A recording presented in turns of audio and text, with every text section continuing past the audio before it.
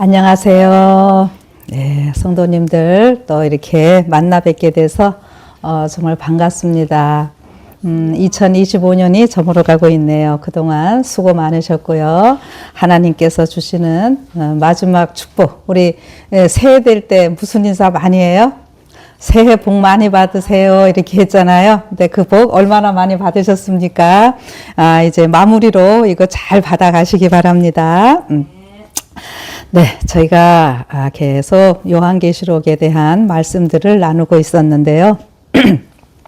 오늘은 제목을 14만 4천의 표상인데 베들레헴 들판의 목자들 이런 제목으로 말씀을 좀 나누겠습니다. 다음 주가 이제 크리스마스가 다가오고 있죠. 예수님이 그날에 탄생하신 것은 아니지만 분명히 예수님이 이 땅에 인간으로 오신 것만큼은 사실이죠. 그래서 우리가 또 성경에 나와 있는 이 말씀들을 가지고 이제 같이 살펴보는 이런 시간을 갖고자 합니다. 자, 그래서 14만 4천의 표상 베들레헴 들판의 목자들 이런 제목을 하면서 제가 또 제목을 하나 좀 더 해봤어요. 목자들 이야기니까 목자들 하면 여러분 어떤 생각부터 나시죠? 예수님의 그 태어나심을 처음 듣게 된 사람들이었죠. 그래서 예수님을 만난 사람들과 다시 만날 남은 무리들 또 이렇게도 좀 해봤습니다.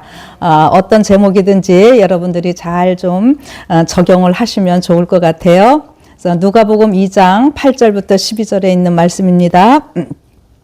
그 지역의 목자들이 밤에 밖에서 자기 양떼를 지키더니 주의 사자가 곁에 서고 주의 영광이 그들을 두루 비치매 크게 무서워하는지라. 천사가 이르되 무서워하지 말라. 보라, 내가 온 백성에게 미칠 큰 기쁨의 좋은 소식을 너희에게 전하노라. 오늘 다윗의 동네에 너희를 위하여 구주가 나셨으니 곧 그리스도 주시니라. 너희가 가서 강보에 쌓여 구유에 뉘어 있는 아기를 보리니 이것이 너희에게 표적이니라 하더니. 아멘. 자, 이 목자들 이야기 우리가 듣고 아까 목사님은 60년? 예, 신앙하신 지. 그러면 겨우, 그러다면 몇십 번은 들으셨죠? 우리 지사님들 다 이 이야기 많이 듣고, 이러한 이야기는 우리 뭐 재림교인, 기독교인이 아니라 하더라도 예수님을 안 믿는 사람들도 이 이야기는 잘 알 것입니다. 자, 근데 오늘, 이제 이, 목자들이 마지막 남은 무리들을 표상한다라고 제가 그쪽에 포커스를 맞추니까 우선 이 목자들이 어떠한 사람인지 좀 살펴보는 시간을 갖도록 하겠습니다. 자, 이 목자들이 어떤 사람인가 하면은요, 이 예수님 태어나실 때에 그 당시에 이 시대적 배경들을 좀 보면은, 목자들이 그 사회적으로 좀 대접은 못 받는 이러한 사람들이었음을 우리가 알게 되지요. 그래서 뭐 비천한 사람, 그러니까 예수님의 제자들도 어부들 해서 비천하다는 이런 표현들이 좀 나옵니다. 그러니까 목자들도 좀 이렇게 하층 계급인 이런 사람들이었습니다. 그런데 그런 목자들이었지만 요 베들레헴 들판의 이 목자들은 조금 특별한 사람들이었다는 것을 알 수 있는데 왜 그러냐면 이 예루살렘에서 이제 예루살렘 성전에서 제사를 지내죠. 제사를 지내면은 뭘 가지고 제사를 지내요? 오늘 우리가 예배 드릴 때는 찬송 부르고 성경 말씀 이렇게 나누지만 그 당시는 실질적으로 그 짐승을 다 잡아서 제사를 지냈잖아요. 그 모든 짐승으로 드려지는 희생 제물들이 우리 이 땅에 오실 예수님을 나타내는 것이었는데 그 양들을 아무 양이나 막 갖다가 드릴 수는 없잖아요. 그러니까 어떻게 했다고요?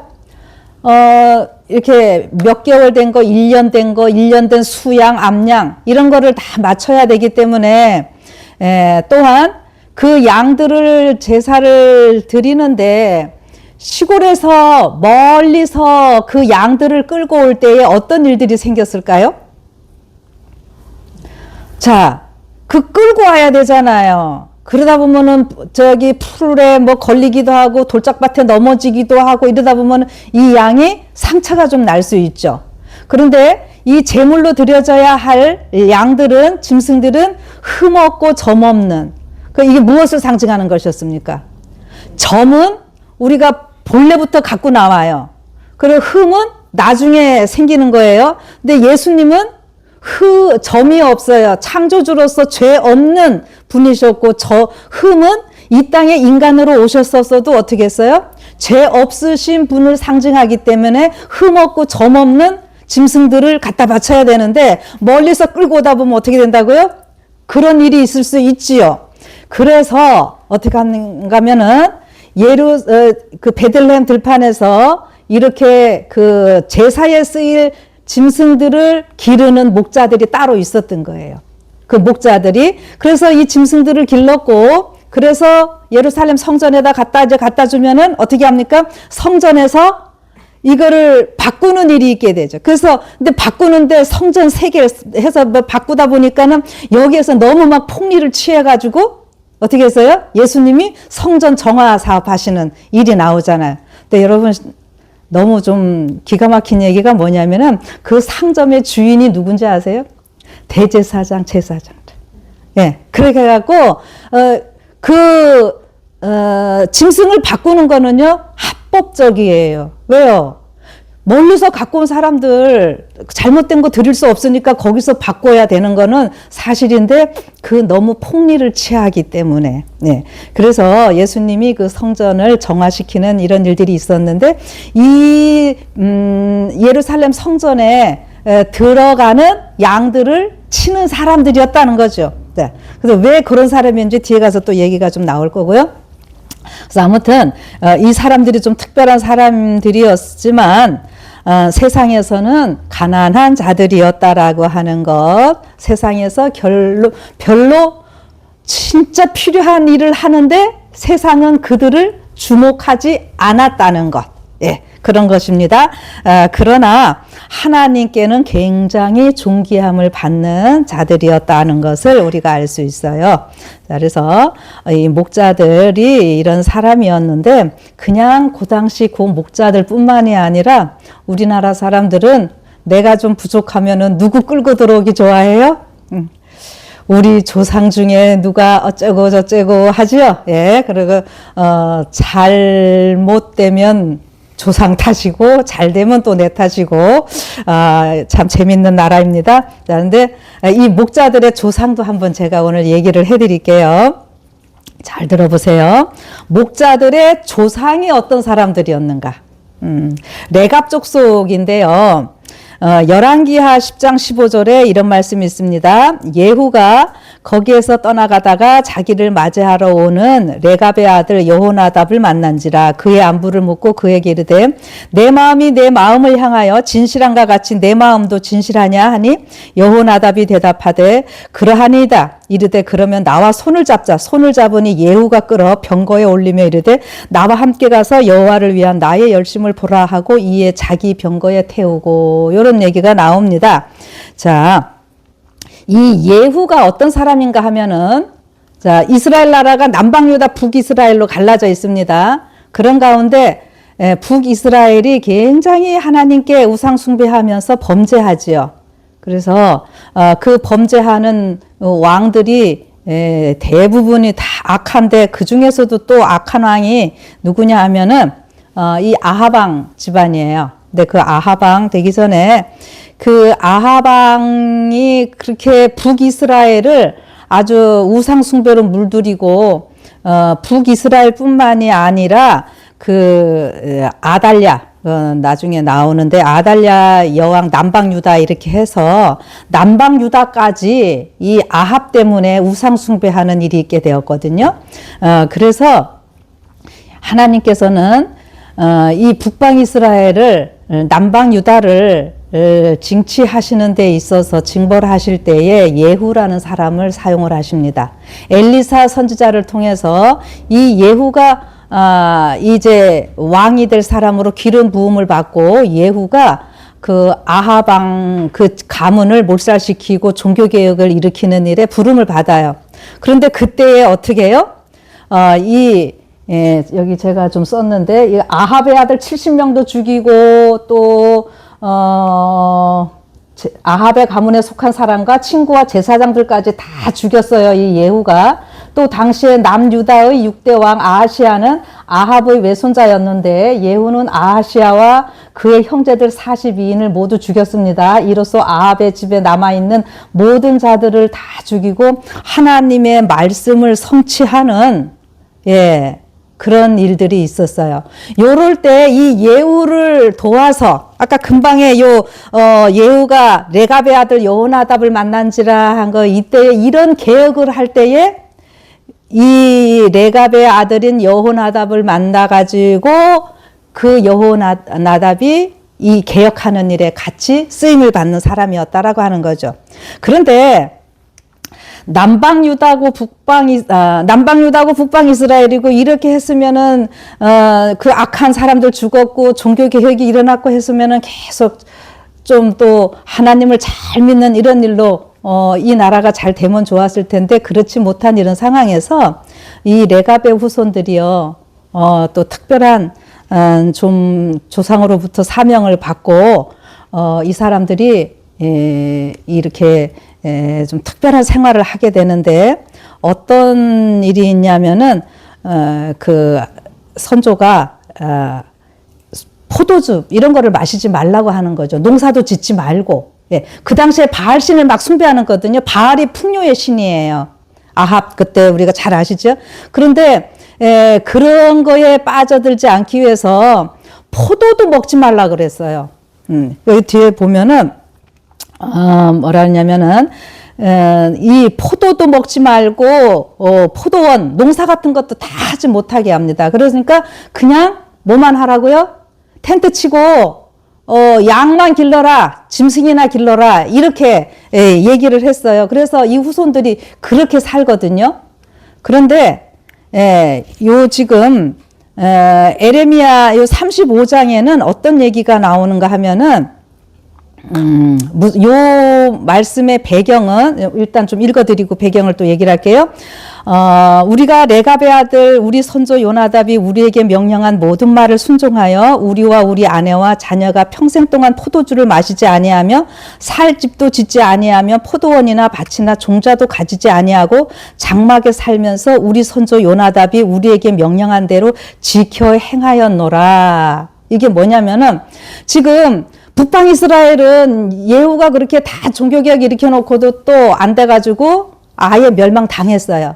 이제 그 다음에 이 남방 유다도 이제는 어떻게 됩니까?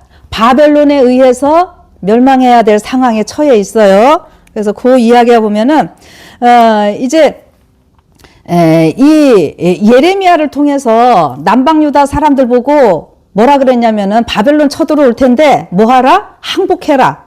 그랬더니 유다 사람들이 항복했어요? 안 했어요? 안 하고 오히려 예레미야를 얼마나 막 괴롭히고 그랬습니까? 그런 상황일 때 예레미야가 어떻게 했냐면은, 이 사람들을 좀, 그 실물 교훈으로 데려다 쓰는데 그 사람들이 바로,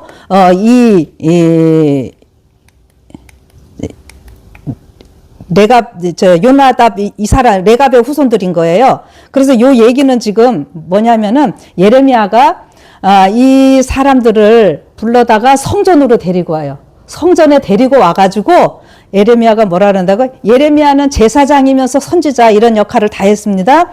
이 사람들을 앉혀놓고 뭘 줬어요? 포도 좀 마시라고. 딱 주니까 이 사람들이 어떻게 했어요? 여기 보니까 아유 우리 술 안 마십니다. 그 왜요? 우리가 레갑의 아들 우리 선조 요나답이 우리한테 뭐라 그러냐면 이 요나답은 언제야? 지금 북방 이스라엘 막 그 개혁할 때 있었던 사람이잖아요. 그런데 우리한테 뭐라 그랬다고요? 평생 동안 포도주 마시지 말라 그랬다. 그래서 우리는 집도 안 짓고 그냥 텐트 치고 이렇게 돌아다니고 있고 그런데 어떻게 우리가 포도주를 마시겠냐. 우리 손주가 그렇게 해서 우리 절대 마시면 안 된다고. 그래서 우리는 지금 집도 안 짓고 장막에 살면서 우리 선조 요나답이 우리에게 명령한 대로 다 지켜 행하고 있습니다. 우리 이거 술 못 마십니다. 예레미야한테 막 이렇게 얘기를 하는 거예요. 그랬더니 어떻게 합니까? 이 예레미야가 좋았을까요? 안 좋았을까요? 그렇죠. 당연히 좋았죠.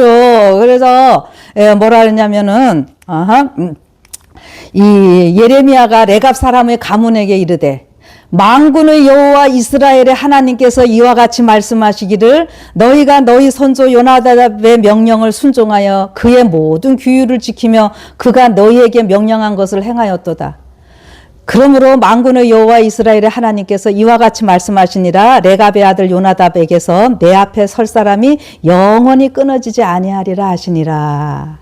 여러분 이게 지금 무슨 얘기냐면 지금 이 레갑의 후손들은 그 요나답이 했던 이야기 때문에 술도 안 마시고 집도 안 짓고 농사 안 짓고 안락한 생활을 사실은 포기한 거예요. 그런데 왜 하나님께서 말씀하시는 것도 너희들은 이렇게 안 듣느냐 지금 그 얘기를 좀 하시려고 그런 거였거든요. 응? 네, 그래서 이 사람들을 실물교훈으로 쓰시는 건데 이 사람들이 이렇게 굳건하게 자기들의 신앙을 지키고 이렇게 할 때에 하나님께서 축복을 주십니다. 어떤 축복의 말씀을 하셨어요? 너희들에게서 이 요나답에게서 내 앞에 설 사람이 영원히 끊어지지 아니하리라. 이것이요 축복이면서 특별한 예언이었어요. 그래 여기서 내 앞에 설 사람이라고 하는 것이 문자 그대로 하면은 내 얼굴 앞에 서 있는 사람 이런 거거든요. 하나님의 얼굴 앞에 서 있는 사람은 누구일까요? 자 여기에요. 내 앞에 설 사람이 여기에 이는 흔히 성전에서 제사장 직분을 맡아서 여호와를 예배하는 사람들에게 사용하는 표현이었다라고 하는 거죠. 자, 그러니까 이 성전제도 있던 그 상황에서 이렇게 보면은, 일반 레위인들 어디까지 들어와요? 뜰까지 와갖고, 또 레위인이 아닌 사람들은 물 깃고, 뭐 나무 패고, 그런 거 다 하잖아요. 그런데 또 성전에까지는 누가 들어와요? 성소까지는 제사장들이 들어와요. 그런데 또 지성소에서는 누가 들어갈 수 있어요? 대제사장 들어가고, 하나님의 얼굴을 직접 보는 사람은 누구예요? 대제사장이잖아요. 그러니까 내 앞에 설 사람, 하나님을 보면서 일할 수 있는, 하나님을 친히 직접 만날 수 있는 사람들이 이 후손 중에서 끊어지지 않겠다라는 특별한 축복과 예언의 말씀이었다라고 하는 거죠. 기가 막히죠. 재밌죠? 자, 그런데 이런 상황에서 이제 결국 바벨론이 이스라엘 침공을 합니다. 몇 차례 침공을 했죠? 3차. 포로로 잡혀갈 때도 3차, 포로로 해서 해방될 때도 느헤미야, 에스라 보면 3차. 우리 또 세천사의 기별 다 3 많이 나오죠. 아무튼 이렇게 포로로 잡혀갈 때에 첫 번에 뭐 1차, 2차 그 왕족들 순서들이 있었잖아요. 사람들 잡아가는. 그런데 이때 어떻게 하는가? 느부갓네살 왕이 이 레갑 족속의 후손들은 안 잡아갑니다. 왜요? 뭐 집도 없고 저렇게 떠돌아다니고 뭐 양치고 이러는 사람들 남겨봤자 뭐 저 사람들이 뭔 힘이 있겠고 저 사람들이 뭔 반역하겠어 이러는 거였거든요. 그래서 그 사람들은요 안 잡아갔어요. 그래서 이 사람들이 그 포로들 다 잡혀간 가운데서 이 사람들이 남은 무리가 되는 겁니다. 그래서 예루살렘 성전 물론 다 파괴되고 그랬지만은 그 땅에 남아갖고 예루살렘 성전을 지키는 사람들이 됐어요. 그리고 나중에 이제 이 바벨론 포로 이후에 이제 돌아오잖아요. 그래서 성전이 재건되죠. 성전이 재건되고 성이 재건되고 할 때에 여기 보면 느헤미야 3장 14절에 분문은 베타게렘 지방을 다스리는 레갑의 아들 말기야가 중수하여 문을 세우며 문짝을 달고 자물쇠와 빗장을 갖추었고. 자, 예루살렘 성벽 성전에 있어 문이 동서남북 이렇게 있잖아요. 자, 그런데 문마다 역할이 다 있지요. 그런데 이게 분문이 무슨 분자예요? 똥분자예요. 그래서 저기 양들, 짐승들, 소, 양 같은 거 잡으면은 그 배설물들 나오니까 그거 따로 치우는 문이거든요. 그런데 요 문들을 이쪽 분야에 이것을 문짝 세우고 다 중수하는데 누가 했다는 거예요? 아까 그 레갑 족속들이 다 후손들이 했다라고 하는 겁니다. 그래서 여기 보면은 여기 베타게렘이라고 여기는 나와 있는데 요 베타게렘이 예루살렘에서 남쪽으로 약 한 3km 떨어진 곳에 있는 라모트라이 지금의 명칭이에요. 그래서 지금 아까 베들레헴 들판에서 지금 양치던 이 목자들이 그 후손이었다. 이렇게 지금 연결을 하는 겁니다. 요런 이유로요. 그래서요. 그러면은 지금 결국 이 사람들은 끝까지 이 성전이 무너졌을 때도 남아 있었고 성전이 재건됐을 때도 또 같이 다 함께 일하는 이런 사람들이었고 그래서 그 지명으로 이렇게 볼 때는 여기 예레미야를 통해서 하나님께서 축복의 예언을 하셨던 그 일이 이렇게 이루어지지 않나 하는 이런 연구가 많이 시도되고 있음을 보고 제가 좀 이런 말씀을 좀 드립니다. 그래서 아무튼 이 목자들이 레갑의 후손이라고 우리가 생각하면서 이 말씀을 조금 연구하면은 또 나름대로 다른 인사이트가 있으리라고 생각이 되면서요. 분명히 하나님께서 이 레갑의 아들 요나답에게서 내 앞에 설 사람이 영영이 끊어지지 아니하리라 그랬잖아요. 그러니까 지금 목자들이 제일 먼저 어떻게 했어요? 예수님이 제사장이 대제사장, 제사장으로 이 땅에 오셨잖아요. 그런데 가갖고 어떻게 해요? 친히 얼굴을 뵙는 이런 특권을 누리는 이런 모습이라고 하는 거죠. 자, 그래서 요 말씀에 대해서 그 시대의 소망에는 이렇게 이야기를 하고 있습니다. 이 목자들이 그 천사들을 만나게 되는 그 배경을 이렇게 얘기를 해주고 있어요. 소년 다윗이 양을 쳤던 들에서 목자들이 밤을 지새우며 여전히 양을 지키고 있었다. 그들은 고요한 시간에 약속된 구주에 대하여 서로 이야기하며 다윗의 보좌에 즉위하실 왕께서 오시기를 기도하였다. 자, 아까 제가 얘기했죠? 이 목자들이 특별한 사람들이었다. 그렇죠. 성전의 제물로 드려져야 할 양들을 치는 이러한 목자들이었다고 얘기했잖아요. 그런데 이렇게 양들을 치면서 이들은 양들을 이제 우리의 다 그 당시 보면은 그 자연 동굴들이 있어서 또 굴에도 집어넣고 이렇게 했다고 하는데 양들 집어넣고 나서는 뭐 했어요? 보통 사람들 같으면 술 먹으러 갔을 텐데 이 사람들은 그러지 않고 어떻게 했다고요? 고요한 시간에 약속된 구주에 대하여 서로 이야기하며 왜 자기네들이 그 양들이 다 예수님 표상하는 거니까 그 얘기하면서 이 왕이 다윗의 보좌에 우리 앉게 되실 텐데 언제 오실까 하면서 그냥 얘기만 했던 것뿐만이 아니라 오시기를 위해서 기도했다고 하는 거예요. 기도할 때에 이 천사들이 나타난 겁니다. 주의 사자가 곁에 서고 주의 영광이 저희를 두루 비침에 크게 무서워하는지라 천사가 이르되 무서워 말라 보라 내가 온 백성에게 미칠 큰 기쁨의 좋은 소식을 너희에게 전하노라 오늘날 다윗의 동네에 너희를 위하여 구주가 나셨으니 곧 그리스도 주시니라.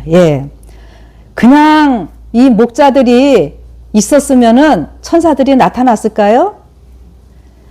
말씀 예언 생각하면서 기도할 때에 나타났다라고 하는 거예요. 오늘 우리가 말씀 연구하고 재림을 사모하는 사람들이 그냥 있는 것이 아니라 자꾸 말씀 집회 우리가 열고 기도해야 하고 하는 이유가 이래서 그렇습니다. 기도하고 말씀 연구하는 자들에게는 하나님께서 깨닫게 하시고 알려주셔요. 자, 계속 봅시다. 그런데요. 왜 하필 이 목자들이었는가 계속 좀 더 생각을 해보죠.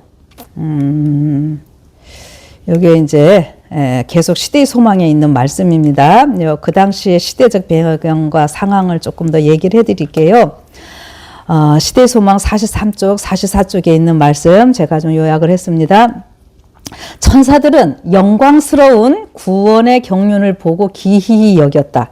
그들은 하나님의 백성들이 인성을 쓰신 하나님의 아들을 과연 어떻게 받아들일지를 주목하여 보았다. 천사들은 하나님의 택하신 백성의 땅에 왔다. 다른 민족들은 우화를 경배하고 거짓 신들을 경배하고 있었다.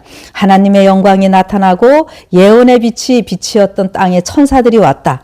천사들은 예루살렘에서 성경을 해석하기 위하여 택함을 받은 자들과, 잘 들으세요.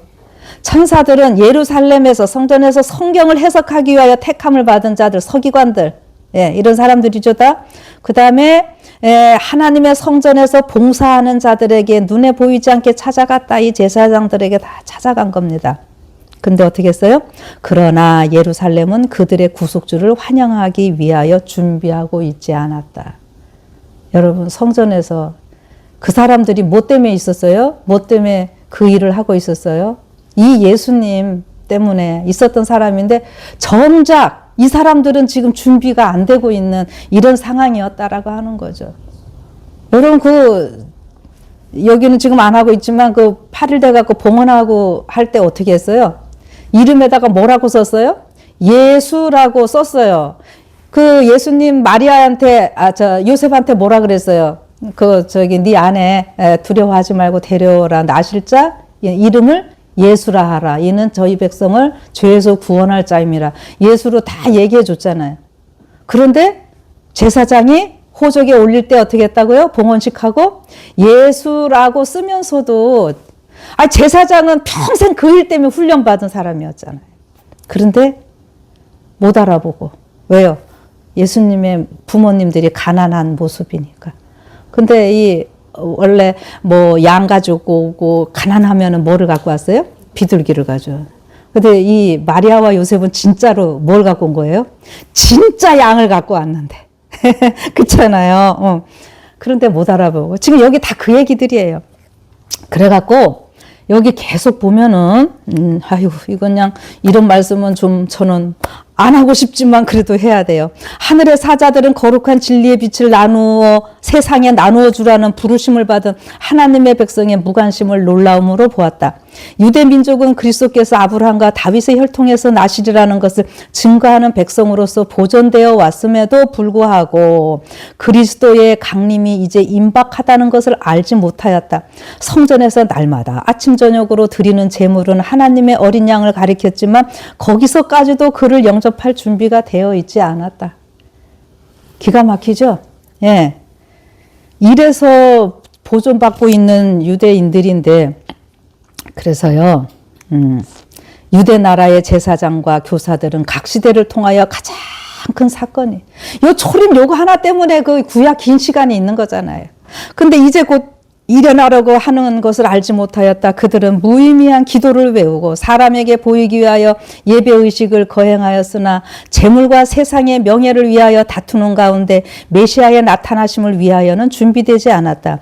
이와 같은 무관심이 이스라엘 땅에 편만하였다. 이기심과 세상에 몰두한 심령들은 온 하늘을 진동시킨 기쁨에 아무런 기쁨도 느끼지 않았다. 보이지 않는 자를 보고자 갈망하고 있었던 사람은 극소수였다. 이러한 자들에게 하늘의 천사들이 보내심을 받았다. 아멘. 이 천사들이요, 찾아다녔다고요.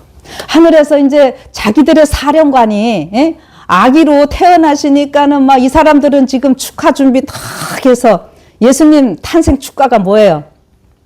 지극히 높은 곳에서는 하나님께 영광이여 있잖아요. 그거 같이 좀 우리 인간들하고 부르려고요. 막 돌아다녔다고요. 그런데 예루살렘 성전 가니까 제사장들, 서기관들 뭐 없어요. 준비가 안 돼 있어요. 관심 없어요. 그런데 열심히 여러분, 성경을 읽을 때 글자로 읽는 것과 그 마음으로 읽는 거는 달라요. 제가 오늘은 이거는 같이 하진 않지만요. 이 똑같은 성경을요, 읽어도요, 왜 동방박사들 오고 난 뒤에 헤로당이 제사장들 서기관들 막 불러갖고 예수님 태어난다는 소리가 어디 있냐면 미가서 막 줄줄줄줄 막 다 외웠잖아요. 예언이 이렇게 되어 있다고. 그런데 그런 말씀을 가지고 예수님을 영접하러 가는 것이 아니라 그 사람들이 뭐 했습니까? 오히려 예수님 죽이는 일에 쓰고 있어요. 사도 바울이 글자로 이 토라를 읽었을 때는 어떻게 했어요? 예수 믿는 자들 죽이러, 거기 성경 사도행전 표현에 뭐 살기 등등하여 그리스도인들 막 죽이려고 했지만 이제 문자가 아닌 그것을 이제 영으로 다시 깨닫게 됐을 때는 그 예수님을 위하여 순교하는 바울이 되었잖아요. 지금 이 일반 제사장들과 목자들의 차이점이 이거였습니다. 세상에서는 이들은 가난하고 부자가 아니었어요. 집도 없었어요. 그런데 그 사람들은 예수님을 지금 갈망하는 사람들이었고 이쪽 한편으로는 다 지식도 많이 있는 것 같고 잘 살고 잘 먹고 하지만은 예수님이 오시는 거에 대해서 관심이 없는 거예요. 그래서 이 시대에서만 계속 보면은 천사들이요 너무 실망을 한 거예요. 이거 어떡하지 어떡하지 그래가지고 이거 가서 하나님 아버지 앞에 보고는 해야 되는데 이걸 어떻게 하고 해서 이제 그냥 철수하려고 하는데 어떻게 했어요? 여기에 지금 한 무리가 기도하고 있는 예수님의 오심을 기다리는 그래갖고 막 너무 좋아가지고 같이 이야기를 하는 겁니다. 그래서 여기 소년이 다윗이 양을 쳤던 들에서 지금 목자들은 뭐예요? 다윗의 보좌에 즉위하실 왕께서 다윗이 베들레헴 들판에서 양을 쳤었잖아요. 그래서 똑같은 그 들판에서 이렇게 하고 이 예언들을 성경을 자꾸 읽기 때문에 기억했기 때문에 기도했기 때문에 이런 거를 다 깨달을 수 있는 거였어요. 그래서 그때에 이제 천사들이 나타나서 뭐 그 깜깜한 밤인데 어떻게 했다고요? 천사들이 딱 나타나니까 환해진 거예요. 그래서 두려워하지 말라. 내가 너희들이 지금 기도했던 거 응답해 주러 왔다.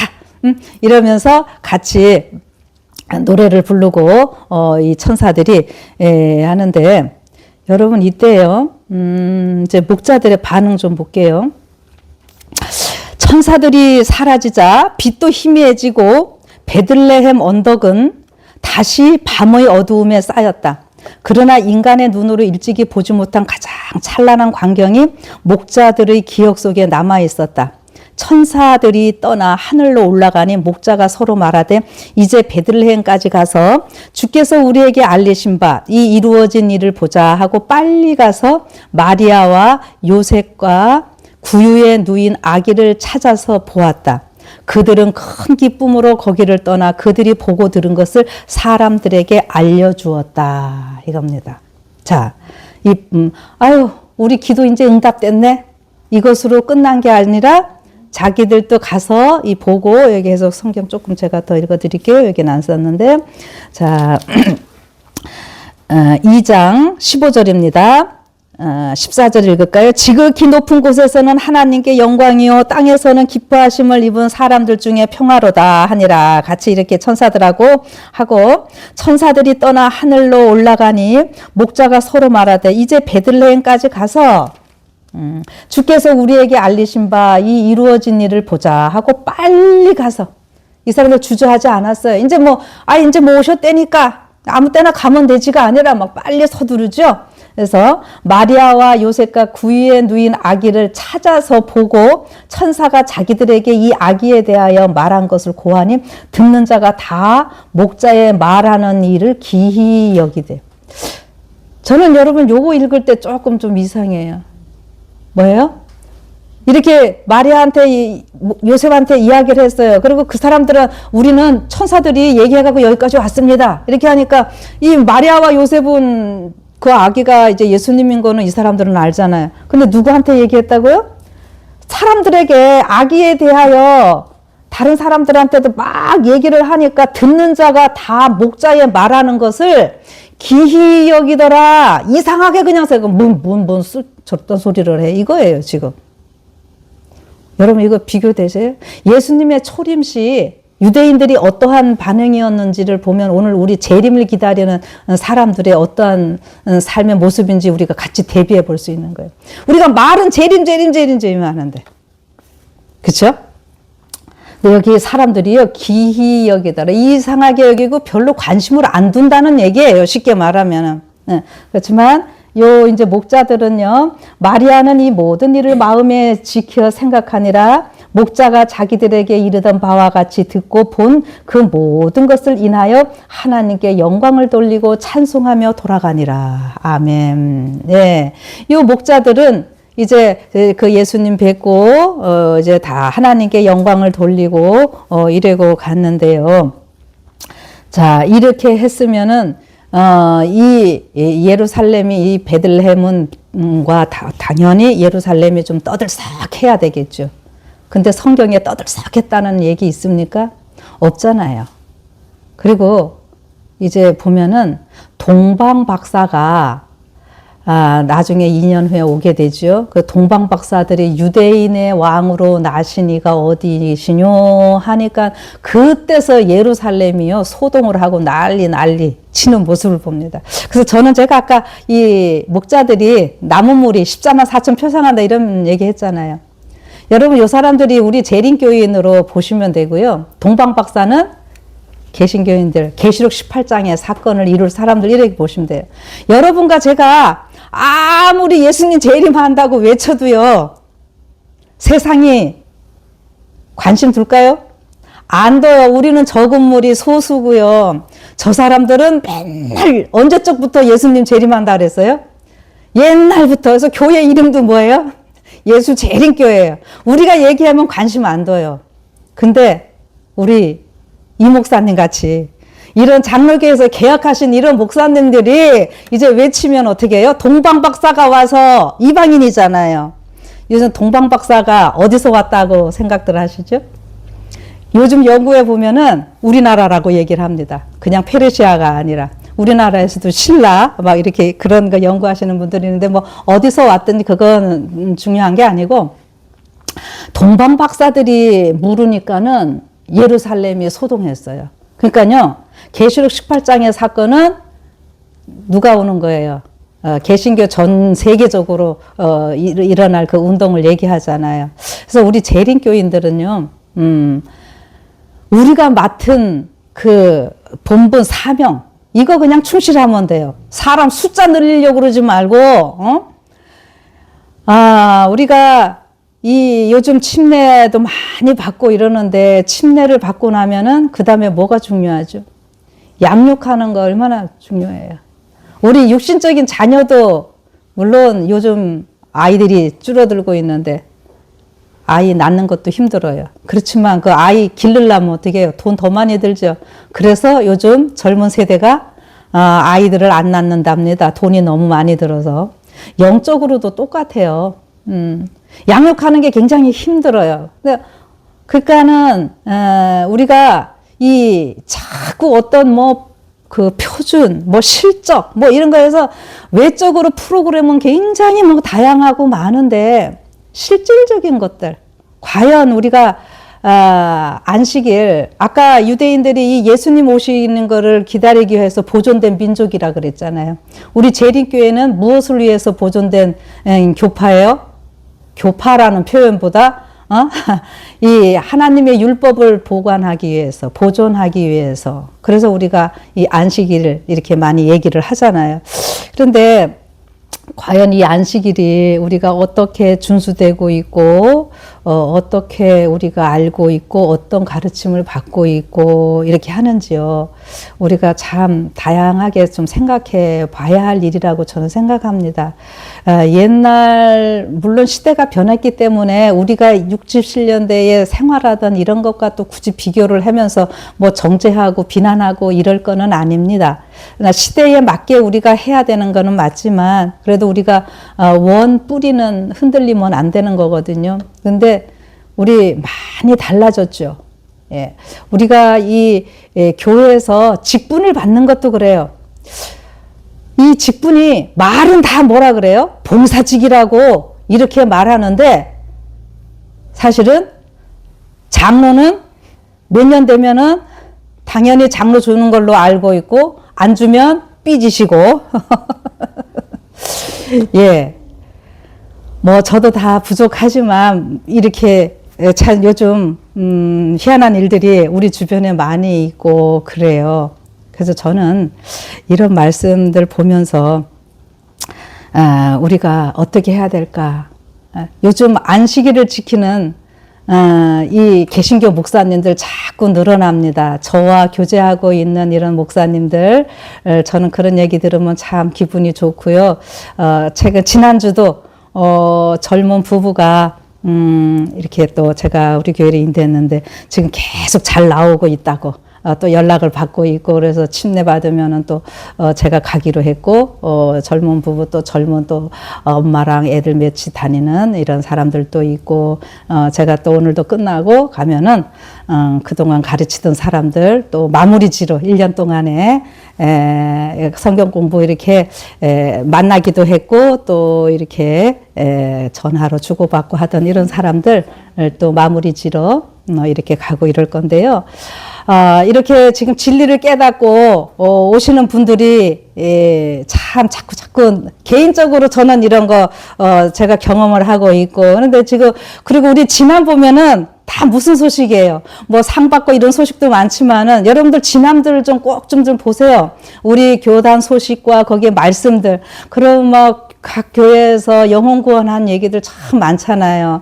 그러면 좀 너무너무 감사하고 참 좋은 소식들인데, 어떤 목사님들이 제가 또 이러는 걸 들었어요. 개신교회 목사님들이 안식일은 맞는데 안식일을 이제 지키는 것도 맞고, 그래서 자기네들도 이제 지키려고 하고 있는 사람들, 지키는 사람들이 있는데, 안식일 교인들처럼은 되지 말자. 이런 얘기 하는 거 들었을 때 제가 너무너무 속상했어요. 그분들에게는 그 안식일 우리 재림 교인들의 어떤 모습이 뭔가 잘못된 모습을 좀 보여준 이런 것들이 있었던 것 같아요. 제가 오래전에 근무하던 어떤 심호하던 교회에 어떤 일이 있었는가 하면, 이분이 일반 개신교회 큰 교회에 여자분으로서 많은 것을 직분도 가지고 그러시던 분이 이제 진리를 깨닫고 재림교회로 오셨습니다. 침례도 받았어요. 그리고 이제 집안에 일이 있었습니다. 우리 재림교회에서 잘 도와주셨어요. 그래서 이 지사님이 이제 그 교인들 대접한다고 안식일 날 떡을 맞춰 온 거예요. 근데 예배 끝나고 나니까 떡이 왔는데 떡이 어떻게 했어요? 떡이 막 김이 무릉무릉하고 얼마나 맛있게 보이겠어요. 그런데 우리 장로님이 수석 장로님이었대요. 제가 갔을 때는 이미 그분이 안 돌아가셨는데, 안식일 날 떡 해왔다고. 이 떡을 어떻게 했어요? 여러분 상상이 안 가시죠? 그 이해 안 되는 일이에요. 그런데 진짜 있었어요. 그 떡을 갖다가 쏟아 버린 거예요. 이분이 얼마나 충격이 컸을까요? 그 안식일 날 돈 썼다 이거죠. 이랬다 이거예요. 이게 완전히 옛날 바리새인들 이상한 율법주의. 저는 막 너무너무 놀랐어요. 그래가지고 이분이, 제가 그래도 이른 양이기 때문에 교회 이제 방문을 가고 이러면은 뭐라 그러냐면, 목사님, 안식일 교회가 진리인 거는 압니다. 그런데 저는요, 그 수준에 제가 따라갈 수가 없기 때문에 저는 교회는 못 나가요. 제가 방문 가면은 목사님 하면서 엄청 이렇게 대접을 해 주시려고 그러고, 그래서 구역 예배로 그냥 이렇게 제가 드리다가 끝내 이렇게 돌이키지는 못하고 집에서만 이렇게 예배를 좀 드리다가 온 이런 분이 좀 계셔요.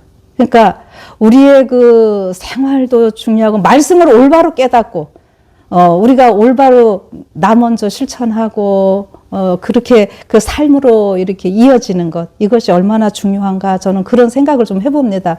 그렇게 하다 보면은 어떻게 해요? 지금 수많은 사람들이 우리를 주시해보고 있거든요. 예, 주시해보고 있다가 어떻게 해요?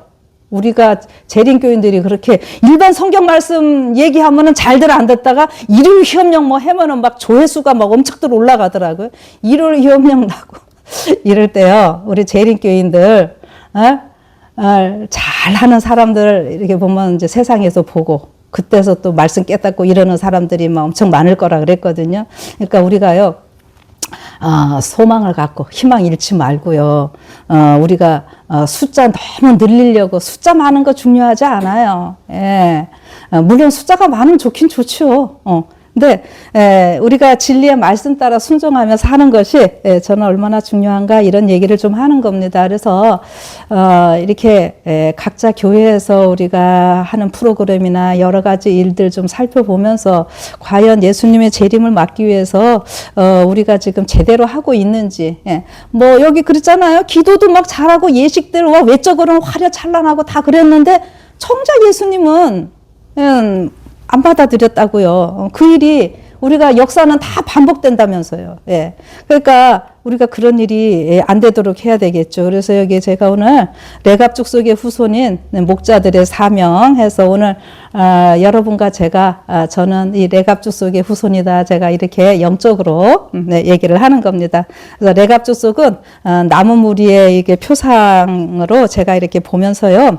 하나님은 자신의 택한 이스라엘이 어려울 때마다 이 레갑 족속을 통해서 구속의 역사를 이루어 가셨습니다. 자, 그래서 이제 아까 읽었던 말씀 끝에 거 다시 한번 넣었는데요. 그들은 큰 기쁨으로 거기를 떠나 그들이 보고 들은 것을 사람들에게 알려주었다. 예수님이 오신 게 얼마나 큰 기쁨이었어요. 그렇죠? 복음, 기쁜 소식. 여러분, 예수님 재림하신다는 게 복음입니까? 아닙니까? 복음인데 예수님 재림하신다고 얘기하면은 그 빨리 오신다고 얘기하고 뭐 시골 생활 숨자고 하는 얘기 아니라고요, 여러분들. 여러분 자꾸 보세요. 도시가 너무 악해지고 죄의 여러 가지 일들이 어려운 일들이 위험한 일들이 도사리고 있기 때문에 시골에서 살면서 영혼 구원하라는 얘기예요. 에녹처럼 에녹이 시골에 살면서 도시에 나가서 전도해갖고 사람들 자기네 집으로 데리고 오고 이렇게 했거든요. 우리 재림교인들 그렇게 하라는 얘기예요. 먹을 거 어디 숨겨놓고 몇 년치 먹을 거 뭐 싸놓고 이래라 소리 아니에요. 근데 어떤 목사님들, 장로님들 저한테 제 사람들 성도님들이 막 얘기해. 목사님, 뭐 환란이 그렇게 길지 않대요. 그러니까는 도시에 살아도 몇 개월만 잘 버티면 된대요. 전 할 말이 없어요. 그런 말씀하면. 근데 다 시골 생활 지금 가봐야 다 늙어가지고 시골에 살던 사람도 나와야 될 판이고 자꾸 부정적인 얘기들 해요. 그런데 지금은 진짜 해야 될 시간인데 이게 이렇게 돼버렸어요, 우리가. 우리가 정말 이 말씀들을 이 시대에 맞게 좀 분별을 하는 거 필요하고 우리가 자꾸 부정적인 그런 실패한 얘기보다는 우리는 지금은 어떻게 하면 좋겠어요? 정말 이 시대에 맞게 어떻게 하면 좋을지 이런 것들을 우리가 생각하면 되잖아요. 분명히 왜 선지자를 통해서 시골 기별을 시골 생활에 대한 거를 기별로 주셨기 때문에 우리는 거기에 순종하면 되는 거예요. 그래서 예수님의 재림이 기쁜 소식이 돼야 되는데 조금 이런 거 강하게 얘기하면은 백성들을 선동하는 얘기로 얘기를 하고 극단으로 하려고 그러고 예수님이 나 언제 때도 오신다 그러더니 내가 결혼을 했네. 자식들이 몇 명이네. 참 저는 그런 얘기들 많이 들어요. 근데요. 그런 얘기들도 듣지만 또 한쪽으로는 어쩐지 아세요? 목사님, 예수님 곧 오시죠? 곧 오시죠? 예. 이러면서 나름대로 또 즐겁게 기쁘게 전도하면서 전도한 이야기들, 말씀 나눈 얘기들 이런 거 해주시는 분들도 많고 그래서 제가 요즘 생각을 해요. 내가 어느 쪽에 귀를 기울이느냐에 따라서 내 마음이 변화되고 내 삶이 변화되고, 그래서 우리가 조금 부정적인 이런 이야기들도 있지만 또 즐겁게, 정말 예수님의 재림이 기쁜 소식이 되도록 준비 안 된 자들에게는 이게요, 기쁜 소식이 아니에요. 그런데 기다리는 자들은 기쁜 소식이 되는 거잖아요. 그래서 여기 그들은 큰 기쁨으로 거기를 떠나 그들이 보고 들은 것을 사람들에게 알려주었다 이렇게 했어요. 그래서 오늘 우리도 이 재림을 전하는 데 있어서 이 세상이 망합니다가 아니라 망하는 세상 예수님이 구원하러 다시 오십니다. 이렇게 해서 자꾸 말씀을 전하고요. 그래서 오늘 우리들의 반응이 지극히 높은 곳에서는 하나님께 영광이요 땅에서는 기뻐하심을 입은 사람들 중에 평화로다 이렇게 천사들이 얘기를 했어요. 노래했어요. 네, 요거를요. 시대소망 48쪽에 이렇게 말씀하십니다. 오늘날에도 인류 가족들이 그 노래를 이해할 수 있다면 얼마나 좋을까? 이해를 지금 못한다는 얘기잖아요. 그때에 선포한 선언과 그때에 울린 선율은 끝날이 가까이 이를수록 더욱 고조될 것이며 땅 끝까지 반향될 것이다. 의로운 해가 치료하는 광선을 바라면서 떠오를 때에 할렐루야 주 우리 하나님 곧 전능하신 이가 통치하시도다 라는 많은 물소리와도 같은 허다한 무리의 음성에 의하여 이 노래가 다시 울려 퍼질 것이다. 아멘. 여러분 지극히 높은 곳에서는 하나님께 영광이요 땅에서는 기뻐하심을 입은 사람들 중에 평화로다. 이거 어떻게 한다고요? 우리도 다시 한번 부를 것이고 이때 할렐루야 하면서 근데 이 할렐루야가 무슨 뜻이죠? 하나님을 찬양하라. 근데 하나님을 찬양을 하게 하는데 어떻게 하라는 얘기냐면요. 예수님이 우리의 신랑이잖아요. 신부 맞으러 오시는 건데 할렐루야 하나님을 찬양합니다. 이거는요. 우리의 신랑이신 예수님을 아주 막 너무너무 좋아서 자랑하는 얘기거든요. 그래서 할렐루야 할렐루야. 그래서 계시록 19장에 이렇게 나오고 있고 초기 문집 이런 데 보면은 우리 이제 하늘로 갈 때에 천사들과 함께 우리가 막 할렐루야 한다 그랬잖아요. 그래서 지금 이때 이 들판에서 이 목자들하고 천사들이 불렀고요. 근데 매 시위 때마다 이거를 깨달은 사람들이 이런 노래를 불렀다는 거 아니에요. 근데 그거 이제 마지막 우리가 어떻게 해요? 받아서 우리가 해갖고 막 할렐루야 외치면서 우리가 하늘을 간다고 하는 겁니다. 그래서 그때는 사람들이 허다한 무리의 음성에 의하여 이 노래가 다시 울려 퍼진다. 여러분 저는 지난 안식일날 저희 교회에서는요 이제 할렐루야 핸델의 그 메시아 저기 있잖아요. 그 노래를 우리가 연습을 해갖고 지구 연합으로 이제 불렀어요. 그런데 연습을 어떻게 했는가? 우리 교회는 우리 교회대로 다른 교회는 다른 교회대로 다 연습하고 또 어느 날은 또 같이 모여서 연습하고 이렇게 해가지고요 마지막에 다 같이 불렀거든요. 부르는 우리도 좋았고 듣는 분들도 좋았고 너무너무 좋았던 그런 시간들이 있었는데 이거죠. 연습해서 같이 불렀던 것처럼요 오늘 우리의 매일의 삶은 그 진짜 이 할렐루야를 부르기 위한 매일의 준비의 삶이라고 하는 거죠. 연습의 삶이에요. 그래서 또 올 한 해를 하나님께서 이렇게 잘 또 지내게 하셨으니까 새로운 한 해 또 하나님께서 우리에게 주실 축복 또 소망으로 기대하시면서 올 한 해 마무리 잘 하시고 그래서 이 말씀을 같이 그동안 듣고 참여했던 모든 분들 우리 예수님 오실 때 할렐루야 하면서 제일 먼저 뛰어나가서 예수님 맞이하시면서 하늘을 우리 함께 기쁘게 가는 여러분과 제가 되기를 바라면서 오늘 말씀 마치겠습니다. 기도하겠습니다. 하늘에 계신 하나님 아버지 우리를 여기까지 인도해 주셔서 너무나 감사합니다. 하나님 우리가 세상을 바라보면은 정말 국제적으로 우리 국내적으로 안 좋은 뉴스들이 많이 있습니다. 그러나 그럴 때마다 우리가 무릎 꿇고 기도하고 하나님 말씀 보면은 우리는 또 다른 세계를 볼 수 있습니다.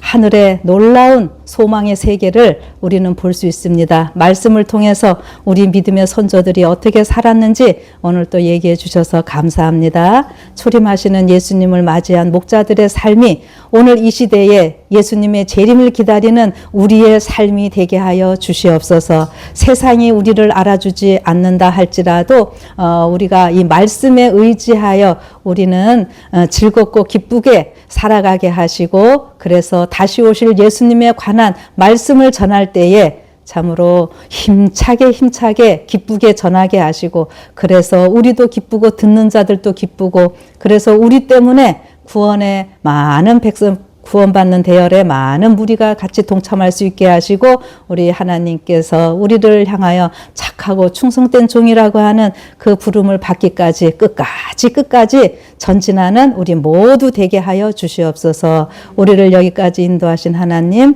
다시 한번 감사드리고 이 십계명 회복 선교회 교회의 목사님과 사모님 이곳에 참석하는 모든 성도들에게 하나님의 무한하신 은총이 계속 함께하여 주시옵기를 우리를 사랑하시고 구속하신 예수님 이름으로 간절히 기도드리옵나이다. 아멘.